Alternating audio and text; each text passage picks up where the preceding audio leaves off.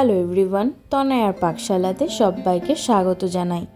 গরমকালে এরকম একটু পাতলা পাতলা ঝোল জাতীয় খাবার কিন্তু খেতে ভীষণ ভালো লাগে। জলসা জাতীয় যে কোনো সবজি দিয়ে যদি ঝোল করা যেতে পারে তা কিন্তু অমৃত সমান। পেটের জন্য, শরীরের জন্য খুব ভালো। তাই আজকের রেসিপি ঠান্ডা চিংড়ির ঝোল। এর জন্য দেখো এখানে আমরা নিয়েছি স্কোয়াশ, যেটাকে আমরা পিকচার দিয়ে দিলাম, তোমরা আশা করি দেখে বুঝতে পারছো। নিয়েছি এখানে একটা বড় সাইজের আলু, নিয়েছি কিছুটা শসা আর টমেটো। তোমরা চাইলে কিন্তু লাউয়ের ব্যবহারও করতে পারো। এখানে মশলার মধ্যে দিয়েছিলাম আদা, মৌরি, কাঁচা লঙ্কা। চিংড়ি মাছগুলোকে ধুয়ে ভালো করে রেখে দিয়েছিলাম। কড়াইতে সাদা তেল দিয়ে চিংড়ি মাছগুলোকে ভাজার জন্য দিয়ে দিলাম। এর মধ্যে দিলাম পরিমাণ মতন হলুদের গুঁড়ো, দিলাম পরিমাণ মতন নুন, দিয়ে চিংড়ি মাছগুলোকে খুব ভালো করে কিন্তু একটু ভেজে নিতে হবে। তোমরা চাইলে কিন্তু লাউ এখানে অ্যাড করতে পারো। যে কোনো জিনিসই বারবার এরকম পাতলা ঝোল যখন খাবোই, তাহলে পটল ঝিঙের ঝোল তো আছেই।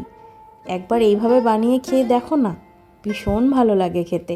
মশলা বেটে তুলে রাখলাম, আর এখানে সামান্য একটু সর্ষের তেল দিয়ে, তেলটা গরম হয়ে গিয়েছিল, দিয়ে দিলাম কেটে রাখা আলুগুলো।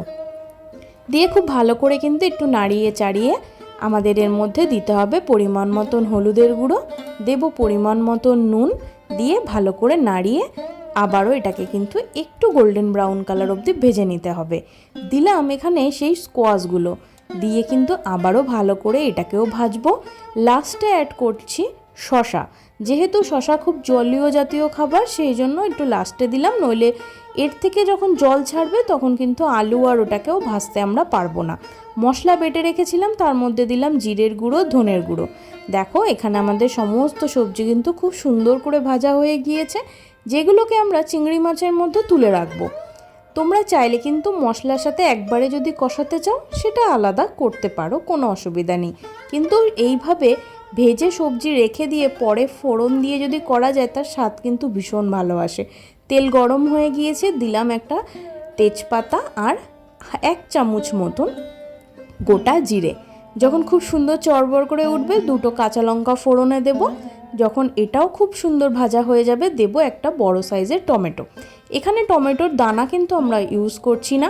অনেক সময় দানা ইউজ করলে টক হয়ে যায়, সেটা খেতে ভালো লাগে না। মশলাটা যাতে পুড়ে না যায়, জল দিয়ে দেখো মা এই মশলাটা টমেটোর মধ্যে কিন্তু দিয়ে দিয়েছে। এবার এটাকে খুব ভালো করে কিন্তু একটু কষিয়ে নিতে হবে। বাটি ধুয়ে সমস্ত মশলা ধোয়া জলটা দিয়ে দিলাম। এবার ভালো করে নাড়িয়ে কিন্তু আমাদের এটাকে কষিয়ে নিতে হবে। দেখো এখানে দিলাম পরিমাণ মতন হলুদের গুঁড়ো, দিলাম পরিমাণ মতন নুন। এবার দেখো ভালো করে এইভাবে নাড়িয়ে চাড়িয়ে যখন টমেটোটা বেশ খানিকটা মজে উঠবে, তখন এই সমস্ত কিছু ভেজে রাখা সবজি এবং চিংড়ি মাছ এর মধ্যে অ্যাড করে দেবো। এখানে কিন্তু আমরা কোনো রকম কাশ্মীরি লঙ্কার গুঁড়ো বা লঙ্কার গুঁড়ো কোনোটাই অ্যাড করব না। সম্পূর্ণ কাঁচা লঙ্কা দিয়ে বেটে কিন্তু এই ঝোলটা করব। কাঁচা লঙ্কা কিন্তু আমাদের শরীরের জন্য ভীষণ ভালো শুকনো লঙ্কার তুলনায়। যেহেতু ঠান্ডা চিংড়ির ঝোল, তাই জন্য আমার মনে হয় কোনো রকম রিচনেস এর মধ্যে না থাকাই ভালো। ঢাকা চাপা দিয়ে 5 মিনিট থেকে 7 মিনিট অপেক্ষা করলাম। দেখো সবজি বেশ খানিকটা মজে গিয়েছে এবং 80% কুক হয়েই গিয়েছে। মশলা থেকে সুন্দর তেলও ছেড়েছে। নাড়িয়ে চাড়িয়ে দিলাম পরিমাণ মতন গরম জল।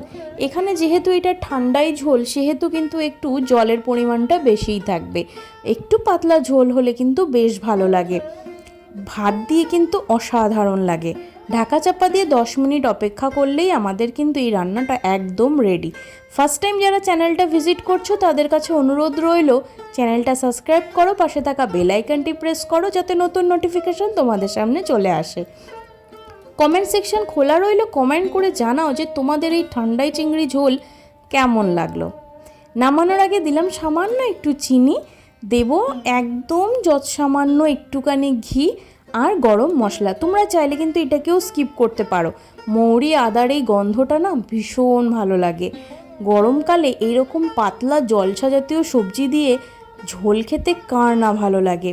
পটল ঝিঙে একঘেয়ামি থেকে একটু মুখের স্বাদ পাল্টাতে অবশ্যই একবার এই ঠান্ডায় চিংড়ির ঝোল কিন্তু ট্রাই করো। আর কমেন্ট সেকশন খোলা রইল, জানাও তোমাদের কেমন লাগলো।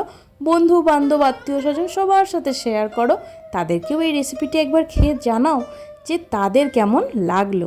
ধন্যবাদ, দেখা হচ্ছে আরও একটা রেসিপির সাথে।